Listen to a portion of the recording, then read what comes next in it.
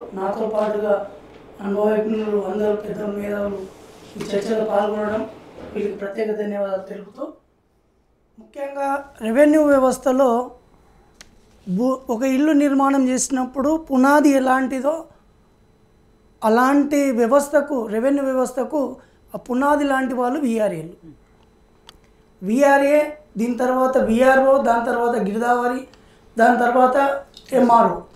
ఈ వ్యవస్థలో రెవెన్యూ వ్యవస్థ నడిచేది. గత పాలకుల నిర్లక్ష్యం అన్నది కూడా ఇక్కడ ఇప్పుడు ఉన్నోళ్ళు మొత్తం ఏదో క్లీన్ చిట్ చేస్తున్నారు అని మాత్రం మేము చెప్పలేము.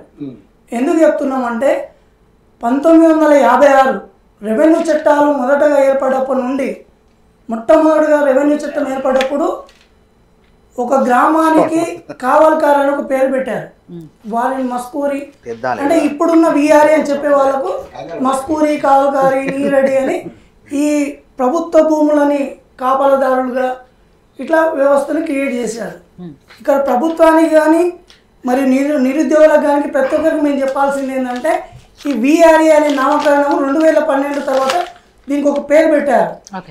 దీన్ని దఫాలుగా పేర్లు మార్చుకుంటూ లాస్ట్కు విఆర్ఏగా ఆగిపోయింది అక్కడ. దీనికి ఈ వ్యవస్థకు, ఈ విఆర్ఏ అనే వ్యవస్థకు నో రిటైర్మెంట్ ఏజ్. అంటే ఒక మా నాన్న ఉంటే మా నాన్న చనిపోతే తప్ప తన వారసునికి ఇవ్వాలి అంతే. అంటే కారుణ్య నియామకాలు తప్ప దీనిలో డైరెక్ట్ రిక్రూట్మెంట్ లేదు, రిటైర్మెంట్ లేదు. వారసత్వ ఉద్యోగాలు కారుణ్య నియామకాలు కాదు, వారసత్వ నియామకాలు. ఒకరు అయిపోతే ఇంకొకరు కంటిన్యూ అవుతుంది. ఒక కుటుంబము బానిస బతుకు మాత్రమే. ఇక్కడ చెప్పాల్సింది అంటే ఒక కుటుంబం బానిస బతుకు అంటే పదం వాడదు. ఒక ఉద్యోగం కాదు, అదే మీ క్లారిటీ. ప్రతి ఒక్కరికి ఇప్పుడున్న రెవెన్యూ మినిస్టర్ కూడా అర్థం కాంది ఈ పాయింటే మేము చెప్పాల్సింది. ఏంది అంటే ఈ విఆర్ఏ అనే వ్యక్తికి జీతం లేదు. ఫస్ట్ ఆఫ్ ఆల్ ఈ విఆర్ఏ అనే వ్యక్తి జీతం ఇవ్వదు ప్రభుత్వం. 1956 నుంచి 2012 వరకు నో జీతం, ₹1 కూడా గౌరవ వేతనం కూడా ఇవ్వలేదు. గత సంఘాలు, మేము విఆర్ఏ సంఘాలము, మాకు గౌరవ మొట్టమొదటిగా ₹750 గౌరవ వేతనం ఇచ్చిన చంద్రబాబు నాయుడు పీరియడ్లో 2002లో గౌరవ వేతనం అని ఒక నామకరణం చేసి వదిలేసింది ఇక్కడ. అంటే అప్పటిదాకా మా తాతలు ముత్తాతలు కూడా వెట్టి చాకరి కిందనే పనిచేశారు. ఎందుకు అంటే ఎగ్జాంపుల్ చెప్తాను. కుల సంఘాలు ఉంటాయి. కులాలకు ఒక కుమ్మరి వాడు ఏం చేయాలి, కుండ తయారు చేయాలి, సాకల వాళ్ళు బట్టలు ఉతకాలి. ఆ విధంగా విఆర్ఏ కుటుంబం కూడా విఆర్ఏ కుటుంబం వాళ్ళ వృత్తిలాగా మారిపోయింది. ఇది ఉద్యోగం కాదు, ఒక వృత్తి. మా వృత్తిలాగా బానిస బతుకులాగా అలా అలా ప్రభుత్వానికి సేవ చేసుకుంటాం. ఇంకొక విషయం చెప్తాను. ఇక్కడ విఆర్ఏ అంటే ఓన్లీ రెవెన్యూ డిపార్ట్మెంట్ సంబంధించింది కాదు. గ్రామంలో ఉన్న ప్రతి డిపార్ట్మెంట్, 42 డిపార్ట్మెంట్లకు లింకప్ అయి అతనే గ్రామ సేవకుడు, అతనే గ్రామ అధికారి. ప్రతి విషయము అతని ద్వారానే ప్రతి డిపార్ట్మెంట్, లైన్ డిపార్ట్మెంట్, పోలీసు వాళ్ళు కావచ్చు, ప్రతి 42 డిపార్ట్మెంట్లు, ప్రభుత్వ డిపార్ట్మెంట్ మొత్తం సేవలు తీసుకున్నట్టు. దీన్ని ఒక సందర్భంలో గ్రామ సేవకునిగా నామకరణం చేసి వివిధ రకాలుగా అయిపోయింది. ఇక్కడ రెవెన్యూ డిపార్ట్మెంట్కి వస్తే స్పెసిఫిక్గా ఏ పుల్లాయ సర్వే నెంబర్ భూమి ఎక్కడ ఉంది అని తెలిసిన మొదటి వ్యక్తి విఆర్ఏ. భూ రికార్డులో కానీ ఎంఆర్ఓ గెస్టెడ్ ఆఫీసర్ కార్ వేసుకుని వచ్చిన మొదట ఎక్కడికి రావాలి, విఆర్ఏ ఇంటికి వచ్చాడు కాలే. గల పలానా సాగల్ మళ్ళా ఇల్లు ఎక్కడ ఉంది, ఆయన భూమి ఏడ ఉంది, ఆయన భూమి ఎంత, ఆయన వారసులు ఎంత, కుటుంబ వివరాలు కానీ ఏ నుంచి చెడు వరకు చెప్పిన గ్రామంలో పుట్టిన ప్రతి వ్యక్తి పుట్టుక దగ్గర నుంచి చావు వరకు అన్ని కూడా విఆర్ఏకే పూర్తి నాలెడ్జ్ ఉన్నది. అయితే దీని ఏం చేసిండ్రు అంటే, మేము చైతన్యం అవుతూ కాలక్రమేణా చెప్పి చదువుకున్న వాళ్ళు వ్యక్తులు మామూలు విఆర్ఏలుగా కొనసాగుతూ వచ్చినప్పుడు చలి దీనికి మన మానవ హక్కులుగా తోడై కొన్ని సంఘాల ఆధ్వర్యంలో ధర్నాలు చేస్తున్నాం. దీనికి మా గౌరవ వేతనం కావాలి, పే స్కేల్ కావాలని కొట్లాడినాం. ఒక 80 రోజుల సమ్మె కాలంలో గత ప్రభుత్వం టీఆర్ఎస్ గవర్నమెంట్ మ్యానుఫ్యాక్చర్లో క్లియర్ ఇచ్చింది. రాష్ట్రంలో 20,556 కుటుంబాలకు మేము గౌరవ వేతనం తీసేసి మీకు పే స్కేల్ అమలు చేస్తామని ఒక మ్యానుఫ్యాక్చర్లో పెట్టినప్పుడు ఆ గవర్నమెంట్ నమ్మి మేము ఏం చేసినాం, సపోర్ట్ చేసినాం, దాన్ని గెలిపించుకున్నాం. గెలిపించుకున్నాక అసెంబ్లీ సాక్షిగా కేసీఆర్ గారు, మాజీ సీఎం గారు చెప్పి ఉడక అతను ఇంప్లిమెంట్ చేయకపోతే నిరాహార దీక్షలు 80 రోజుల నిరాహార దీక్షలు చేసి చివరికి అసెంబ్లీ ముట్టడిచ్చినాం. చివరికి అప్పటికి కూడా దిగి రాలే ప్రభుత్వం. ఆమెను నిరాహార దీక్షలు అప్పుడు ఆమెను నిరాహార దీక్ష చేసిన సందర్భాలలో ఇప్పుడున్న రేవంత్ రెడ్డి అయినా కావచ్చు, సీతక్క మినిస్టర్ కావచ్చు, శ్రీధర్ బాబు కావచ్చు, ఇప్పుడున్న ప్రతి క్యాబినెట్ ఉన్న ప్రతి minister except Ponguleti Srinivasa Reddy sir లేడు అప్పుడు ఎమ్మెల్యే. ఆయన అప్పుడు ఎంపీగా టీఆర్ఎస్ వైఎస్ఆర్సీపీగా గెలిచి ఎంపీగా ఉన్నాడు. సో ఇక్కడ మా దళిద్రం అనుకోవాలి, ఇది మా దురదృష్టం దళిద్రమే అనుకుంటాం మేమైతే.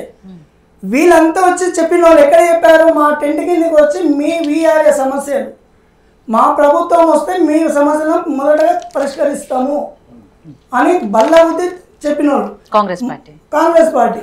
మన ఓఏ ఛానల్నే, మన టీవీ ఛానల్నే సీతక్క గారు అసెంబ్లీ సాక్షిగా వీళ్ళ సమస్యలను వెంటనే పరిష్కరించాలని టీఆర్ఎస్ గవర్నమెంట్ సవాల్ విసిరిన వ్యక్తి గౌరవ మంత్రివర్యులు సీతక్క గారు.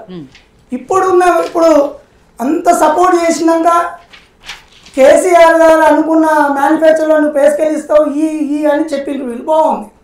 కేసీఆర్ గారు దీన్ని 11 మంది ఐఏఎస్ కమిటీ వేసిండు దీని మీద. దీనికి ఏ విధమైన సొల్యూషన్ పేసుకెళ్ళి ఇవ్వచ్చు అని. అందుట్లో అప్పుడు జేఏసీ నాయకులు నేను అనుకున్నా, ఒక పక్క 11 మంది ఐఏఎస్ కమిటీకి చైర్మన్గా ఇప్పుడున్న చీఫ్ సెక్రటరీ రామకృష్ణ సార్ గారు దానికి అధ్యక్షుడు కమిటీకి.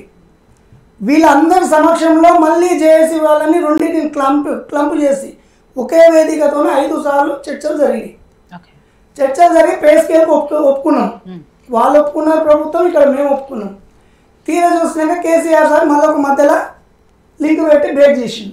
రీజన్ ఏంటి అంటే గత తరాల నుంచి వీళ్ళ అనుభవాలు చాలా క్రిటికల్గా ఉంది.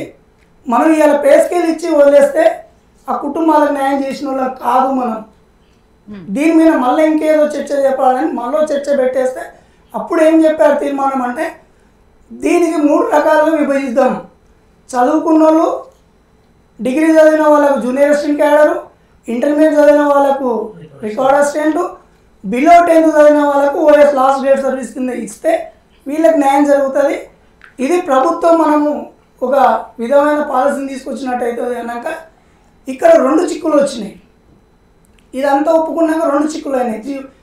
వీఆర్ఏ వ్యవస్థకు మొదటనే చెప్తున్నాం, అంటే చట్టంలోనే ఉంది, రిటైర్మెంట్ లేదు. మరి ఒక్కొక్క వీఆర్ఏ 65 సంవత్సరాలు ఉంటూ, 80 సంవత్సరాలు ఉంటూ, 40 సంవత్సరాలు ఉంటూ, 90 సంవత్సరాలు ఉంటూ వీళ్ళని ఏ విధంగా తీసుకోవాలంటే పాలసీ మ్యాటర్ తీసుకొచ్చేటప్పుడు ఒక ప్రభుత్వ ఉద్యోగం ఇవ్వాలి అంటే దాని రాజ్యాంగంలో మనకు ఒక చట్టంలో పొందుపరుచుకుని ఉంది. 61 సంవత్సరాల రిటైర్మెంట్ ఏజ్ లోపల ఉన్న వాళ్ళకి ఇవ్వాలి. మరి 61 సంవత్సరాలు దాటిన వీఆర్ఏలు ఎంతమంది ఉన్నారు? మరి వాళ్ళకి ఎట్లా తీసుకోవాలి అంటే ఈ వ్యవస్థ అనేది వారసత్వ వ్యవస్థ, ఇది రిటైర్మెంట్ వ్యవస్థ కాదు.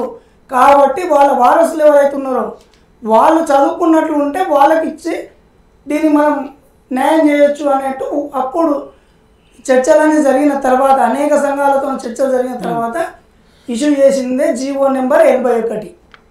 అంటే ఇక్కడ మీకు స్టేట్ ఫార్వర్డ్ చెప్పింది జీవో నెంబర్ 81 2 విభాగాలుగా చేసింది. పాయింట్ నెంబర్ 2లో ఏం చెప్పింది? 16,758 మంది బిలో 61 వాళ్ళు ఉన్నారు, వాళ్ళకి ఈ విధంగా క్యాడర్ వైజ్గా 3 క్యాడర్లు ఇవ్వచ్చు అని పాయింట్ నెంబర్ 2 చెప్తే, పాయింట్ నెంబర్ 3 వీఆర్ఏ వారసులు ఎవరైతే ఉన్నారో 3,797 మందికి ఈ పాయింట్ నెంబర్ 3 క్లియర్గా మెన్షన్ చేసింది వీళ్ళ వారసులకు ఉద్యోగాలు ఇవ్వాలి. ఒకే జీవోలో 2 సెకండ్ పారాగ్రాఫ్లోనేమో 16,758 మందికి ఉద్యోగాలు ఇవ్వాలని, 3వ పారాగ్రాఫ్లోనేమో 3,797 మందికి వారసులకు ఇచ్చేస్తే మొత్తం 20,555 కుటుంబాలని పే స్కేల్ విధానానికి తీసుకొచ్చినప్పుడు ఈ వ్యవస్థ రద్దు అవుతుంది అనే కాన్సెప్ట్తో తీసిండ్రు. దీనికి సంబంధించి 85 జీవో తీసుకొచ్చారు. దాని తర్వాత ఇదేమో అడ్మినిస్ట్రేటివ్ గ్రౌత్ కింద ఇచ్చిన జీవో 81. దీనికి ఫైనాన్షియల్ అప్రూవల్ ఉంటూ ఇచ్చారు 85. అంటే 85 జీవోలో 20,555 మందికి పూర్తి స్థాయిలో ఇచ్చారు, అంటే ఇంక్లూడింగ్ వారసులను కూడా. అయితే అక్కడ తప్పిదనం ఏం జరిగింది అంటే కొంతమంది ఈ నాయకులు కావచ్చు, రాజకీయ నాయకులు కావచ్చు, రెవెన్యూ వ్యవస్థలో ఉన్న ఆఫీస్ సబార్డినేట్లు ఉన్నారు రెగ్యులర్, వాళ్ళని ఉసగొల్పడం వల్ల వాళ్ళ కోర్టులో కేసు వేశారు జీవో నెంబర్ 81 మీద. జీవో నెంబర్ 81 మీద కోర్టులో కేసు ఫైల్ చేసినప్పుడు మాధవీలత మేడం జడ్జి మీద దాని స్టే ఆర్డర్ ఇచ్చేసింది ఇమ్మీడియట్లీ. స్టే ఆర్డర్ ఇచ్చిన ఎమ్మడ ఏం చేసింది ప్రభుత్వం, కేసీఆర్ ప్రభుత్వం, మనం జీవో ఇచ్చినాం, జీవో కేసు ఫెయిల్ అయిపోతామని చెప్పేసి వీళ్ళు కోర్టుకి వెళ్ళింది 10వ తారీఖు నాడు వెళ్ళిండ్రు, ఆగస్టు 10 తారీఖు నాడు వెళ్ళిండ్రు. వీళ్ళు 9 తారీఖు లాస్ట్ డేట్ బ్యాక్ డేట్ వేసేసి వీళ్ళకి ఆర్డర్లు ఇచ్చేసి 16,758 మందికి వివిధ డిపార్ట్మెంట్లకు పే స్కేల్ అమలుకి ఇచ్చేసింది. కోర్టు కూడా అదే చూపించారు. వీళ్ళు ఏమని చూపించారు, మేము 16,758 మందికి 9 తారీఖు నాడు ఇచ్చేసినాం, 10 తారీఖు నాడు మీరు కోర్టులో స్టే చేసి మిగిలిన 3,700 మందికి ఇవ్వలేదు. అంటే జీవోలో ఉన్న విధంగా 85% ఇంప్లిమెంటేషన్ అయిపోయింది. ఇక మిగిలింది అది. ఈ 3,700 మందిలో మాకు జీవో ఇచ్చింది 24/7/2023లో వేసి ఇచ్చినప్పుడు మాకు కండిషన్ పెట్టారు. ఈ వారసులు ఎవరైతే ఉన్నారో 60 ఎకర్ దాటిన వాళ్ళకు వారసులకు ఇవ్వాలంటే ఇప్పుడు మేము 3 అన్నదమ్ములు, 3కి ప్రభుత్వ ఉద్యోగాలు రావు, ఎవరికి ఒకరికి వస్తుంది. నీ ఒక్కడో రావాలంటే నీకు ఒక condition, family no objection certificate ఒకటి రావాలి, మీ నాన్న నీకు ఉద్యోగం ఇష్టపూర్వకంగా ఇస్తున్నట్టు అఫిడవిట్ ఇవ్వాలి, నీ చదివిన విద్యార్హతలతో పాటుగా ఒరిజినల్ సర్టిఫికేట్ ఇవ్వాలి అనే ఒక కండిషన్ పెడితే మేమేం చేస్తున్నామంటే ఇది ప్రభుత్వం అన్అఫిషియల్. ఇది మా వ్యక్తిగతంగా మా అన్నకు స్వయంగా మా అన్నకు మా నాన్న 3 ఎకరాలు ఉండి నాకు 1 ఎకరా, మా అన్నకు 1 ఎకరా, మా తమ్మునికి 1 ఎకరా వచ్చింది. నాకు వచ్చిన భూమి నాకు ఉద్యోగం వస్తుందని చెప్పేసి సరే 6 ఎకరా పనిచేసిన. మా నాన్న సంపాదించినంత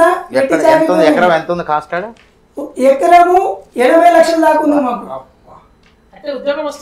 ఇక్కడ ప్రభుత్వ ఉద్యోగం గురించి దాని విలువ గురించి తెలిసిన వాళ్ళం కాబట్టి, మేము చదువుకున్న వాళ్ళం కాబట్టి మా అన్నకి ఇచ్చేసుకున్నాం, మా తమ్మునికి ఇచ్చేసినాం. మా దగ్గర మిగిలింది ఏంటి, మేము చదివిన సర్టిఫికేట్లు జీవో నెంబర్ 81 మా దగ్గర.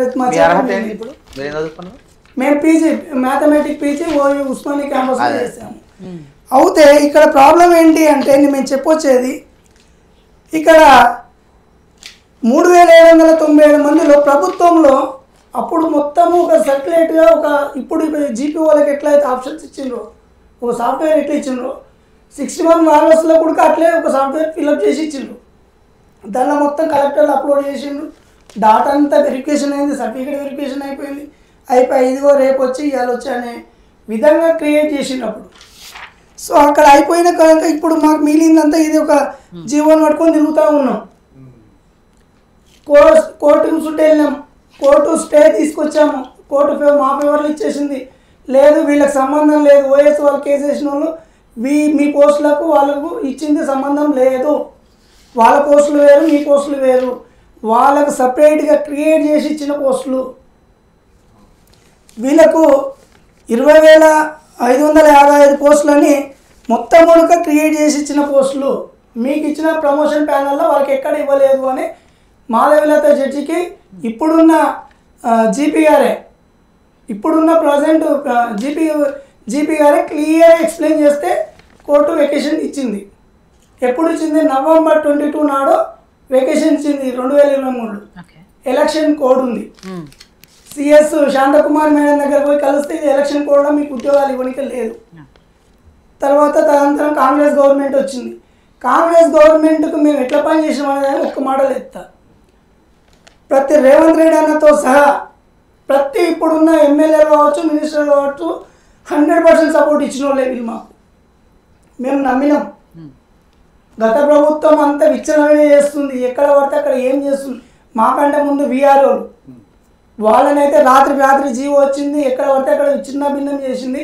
సో మనం తల్లి దగ్గరనే పాలు తాగుకుంటుండాలి, తల్లిని విడిచిపెట్టి ఎక్కడ పోకూడదు, మేము రెవెన్యూలోనే ఉంటాము అనే కాన్సెప్ట్తోనే మేము ప్రభుత్వాన్ని సపోర్ట్ చేసి ప్రభుత్వాన్ని గెలిపించుకున్నాం. ఈరోజు బ్రహ్మాండంగా ప్రజాపరిపాలన. అప్పుడు వాళ్ళు మీకేం హామీ ఇచ్చారు?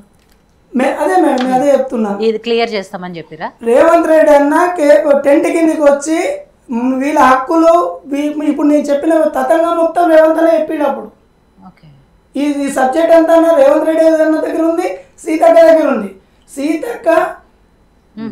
సీతక్క అసెంబ్లీలో 15 నిమిషాలు ఏకదాటి మా మీద ఆ నుంచి ఆ వరకు ఎక్స్ప్లెయిన్ చేసిన వ్యక్తి, అంత అవగాహన ఉంది వ్యవస్థ మీద.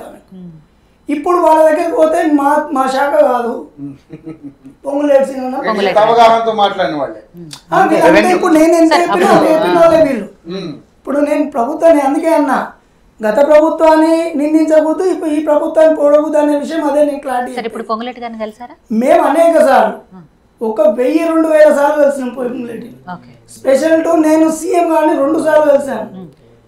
మొన్న జలశక్తి కార్యక్రమానికి గౌరవ రేవంత్ అన్న వస్తే ప్రత్యేకంగా మాకున్న పరిచయాలతో రేవంత్ అన్నతో చాలా పరిచయాలు ఉంటే మేము పోయి డైరెక్ట్ కలిసాం. క్లియర్ ఎక్స్ప్లెయిన్ చేశాను. అన్న 3700 కుటుంబాలు నడి రోడ్డు మీద నిలబడే తెల్ల పేపర్ పట్టుకొని జీవోని పట్టుకొని నిలబడ్డారు. మా యొక్క ఒరిజినల్ సర్టిఫికేట్ కూడా మాతో లేదు. ఇప్పుడు కలెక్టరేట్ల దగ్గర కలెక్టర్ హ్యాండ్లోనే ఉన్నాయి. ఏం చెప్పారు మరి రేవంత్ రెడ్డి గారు? ఏం చెప్పారు? రేవంత్ రెడ్డి గారు వెనకనే ఉన్నాడు. ఎవరు పొంగులేటి అయినా ఇదేదో తొందరగా కంప్లీట్ చేయండి అన్నాడు. చెప్పి ఉడక 2 నెలలు అయిపోయింది ఇప్పటికి. మొన్న అంతా 2 days బ్యాక్ మళ్ళీ కలిస్తే ఏమంటాడు, మీకు గత ప్రభుత్వం తెల్ల పేపర్ జీవో ఇచ్చిపోయింది, మేము ఎట్లా ఇస్తాం ఇవ్వలేము అంటాడు. నేను ఒక్కడే రిక్వెస్ట్ చేస్తున్నా, ఈ డిబేట్కి వెళ్ళి పొంగులేటి సార్ మీకు అవగాహన ఉందో లేదో నేను తెలియదు, నాకు సీతక్కని అడగండి, లేదా మీ సీఎం రేవంత్ రెడ్డి సార్తో కూర్చోండి. లేదు గత ప్రభుత్వం జేఏసీ వాళ్ళని మరియు ఐఏఎస్ వాళ్ళని ఇద్దరిని కమిటీ చేసి ఒక మీటింగ్ ఏర్పాటు చేసింది కదా, మీరు ఎందుకు ఏర్పాటు చేయలేకపోతున్నాం? మేము పదే అడుగుతున్నాం కదా. ఇంకొక విషయం, ఇప్పుడు అన్న చెప్పినట్టు ప్రభుత్వాలు మారినప్పుడు కొంత ఉచిత పథకాల పేరు విన్న ఖజానా అనేది లోటు వస్తున్నది. మేము అడుగుతున్నాం, ఖజానా లోటు ఉన్నది మీకు, మాకు ఆల్రెడీ మా నాన్న పేరు మీద 11,500 ఇస్తున్నారు కదా, ఇప్పుడు మాకు పే స్కేల్ ఇంప్లిమెంట్ చేస్తే మీకు ఎంత భారం పడుతుంది ఒకసారి మీరు లెక్క చేసుకోండి. 3,500 మందిలో డిగ్రీ చదివిన వాళ్ళు ఎంతమంది ఉన్నారు, ఇంటర్మీడియట్ ఎంతమంది ఉన్నారు, బిలో 10th ఎంతమంది ఉన్నారు, ఫస్ట్ ఆ లెక్క తీసుకో.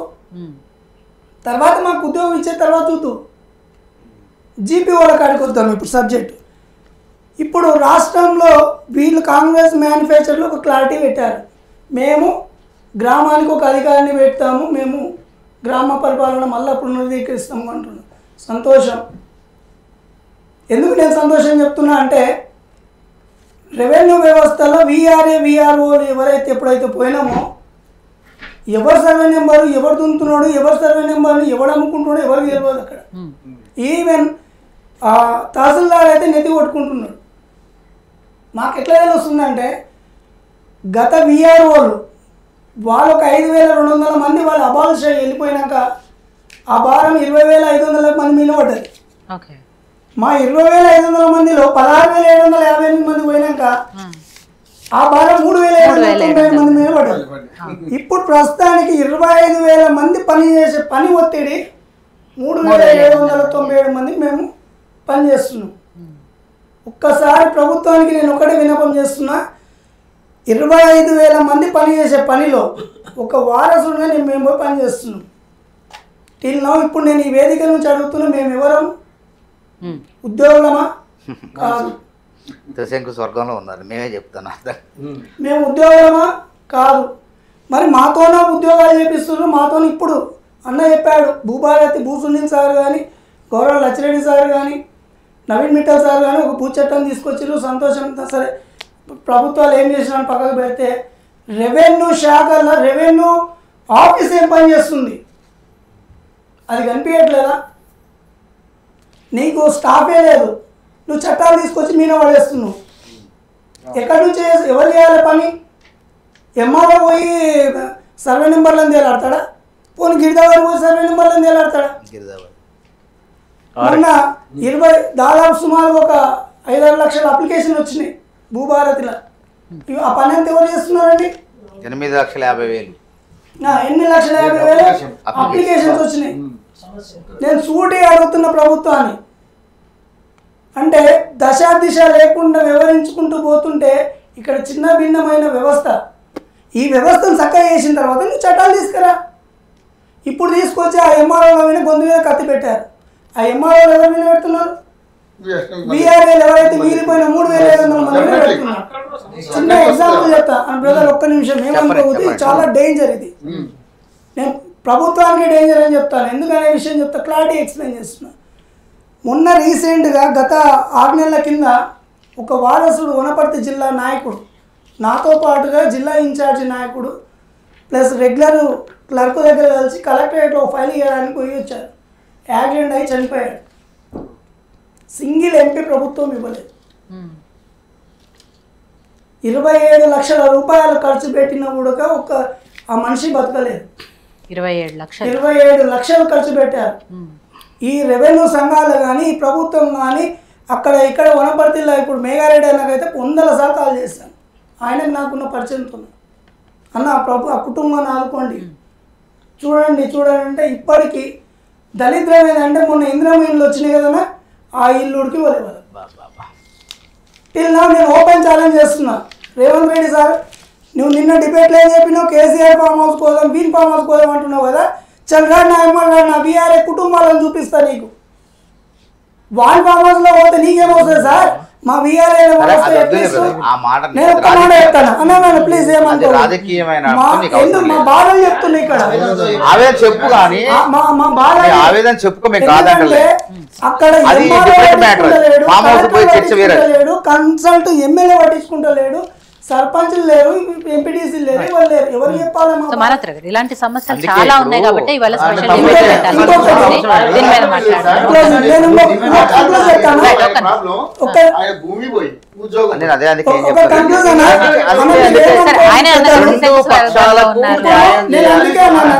ఒకటే వాడి చెప్పాను, గత ప్రభుత్వాన్ని ఈ ప్రభుత్వాన్ని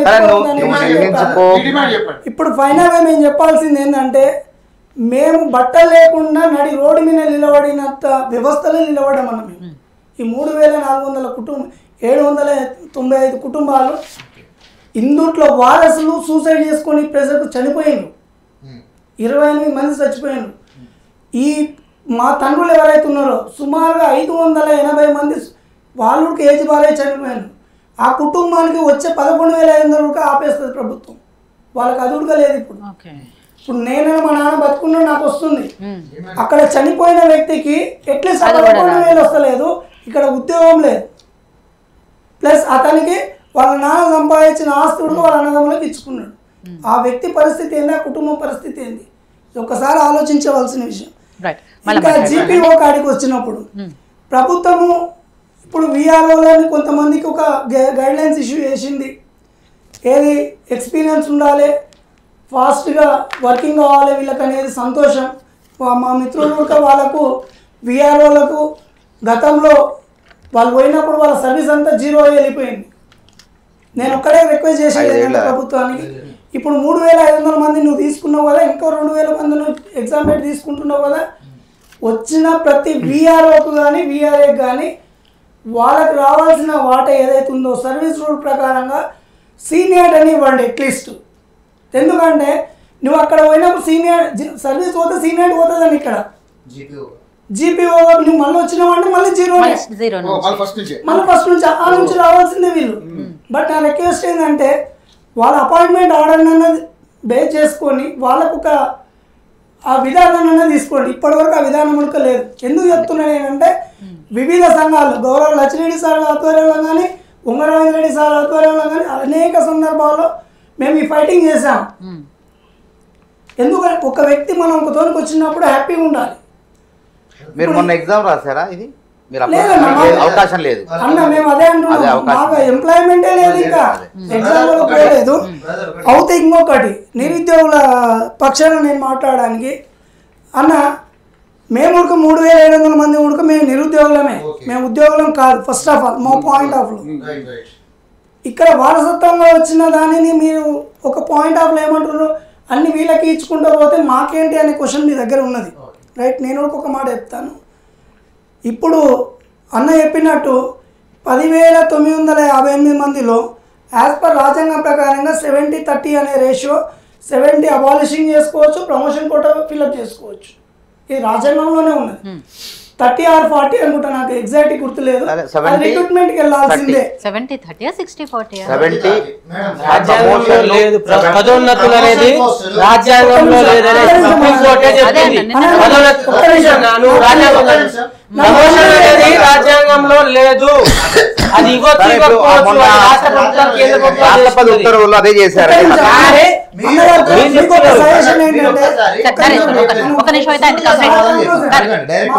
ఏంటంటే ఇప్పుడు జీపీఓ పోస్టులు 10,954 మందిలో ఆల్రెడీ ఆప్షన్ పెట్టి కొంతమంది వచ్చారు, 3,550 మంది వచ్చారు. అందులో 1,500 మంది ఎలిజిబిలిటీ కాలేదు, కొంతమంది అబ్సెంట్ అయింది. ఇది మనం చూసిన వ్యవస్థ. ప్రభుత్వం మళ్ళీ వాళ్ళకే ఎగ్జామ్ పెట్టడము అనేది దౌర్భాగ్యం అని చెప్తా. ఎందుకంటే ఒక్కసారి ఫెయిల్ అయింది, ఇంకొక విషయం ఏంటంటే 100% వాళ్ళకి ఇంట్రెస్ట్ లేదు రావడానికి. ఫోర్స్ఫుల్ గా ఇప్పుడు ఎవరైతే గతంలో జరిగిన అన్యాయం ఇక్కడ మళ్ళీ జరుగుతుంది. సో మనం ఇప్పుడు ప్రజా పరిపాలనలో కొన్ని ఏదో మార్పు వస్తుంది అనే ఆశతోనే ఇప్పుడు ధరణి ప్లేస్ లో భూమాత ఎట్లా వచ్చిందో వాళ్ళు రావాలి అంటే ఇక్కడ క్లారిటీ ఇవ్వండి వాళ్ళకి. ఎవరికి విఆర్ఓ సంఘాలకు కానీ విఆర్ఏ సంఘాలకు కానీ క్లియరెన్స్ ఇవ్వండి. మీరు ఇవ్వట్లేదు, అది ప్రభుత్వం కొంతమంది కోర్టులో. రెండో విషయం ఏంటంటే దీని 2 రకాల వాదనలు. ఇంకొకటి రెండో విషయం ఏంటంటే ఇప్పుడు 3,797 మందిలో ఆల్రెడీ జీవో ఉంది, మాకు ఫైనాన్షియల్ అప్రూవల్ ఉంది కదా. మరి మా దగ్గర కూడా ఎలిజిబిలిటీ క్యాండిడేట్స్ ఉన్నారు. ఇప్పుడు 642 మంది డిగ్రీ ఫైనల్ చదివిన వాళ్ళు ఉన్నారు మా దగ్గర. మరి వీళ్ళని ఎందుకు కన్సిడర్ చేయట్లేదు అందులో? జీపీఓగా మేము ఎందుకు చెప్తున్నాం అంటే మాకు చాలా ఎక్స్పీరియన్స్ ఉంది. పీజీ చేశాడు కదా మాకు. ఎందుకు పీజీతో పాటు మేము 10-15 సంవత్సరాల సర్వీస్ ఎక్స్పీరియన్స్ ఉంది. ఏది అనధికారికంగా ఎక్స్పీరియన్స్ అంటే ప్రభుత్వంలో మనకు అయిపోయింది. చాలా ఇప్పుడు నువ్వు సమాధానం చెప్పలేవు కదా, నేను చెప్పాలి కదా, ప్రభుత్వం కదా. ఆయన వర్షం చెప్తాడు, ప్రభుత్వ వర్షం నువ్వు చెప్తావా? పడతాను ప్రభుత్వ వర్షం నువ్వు చెప్తావా? చెప్పాలి. అయిపోయి సుదీర్ఘంగా అయిపోయింది చెప్పింది. మళ్ళీ మనోడు మొదటికే వస్తాడు. ఒక విషయం అండి, ఆయన పాపం ఎందుకంటే సమస్య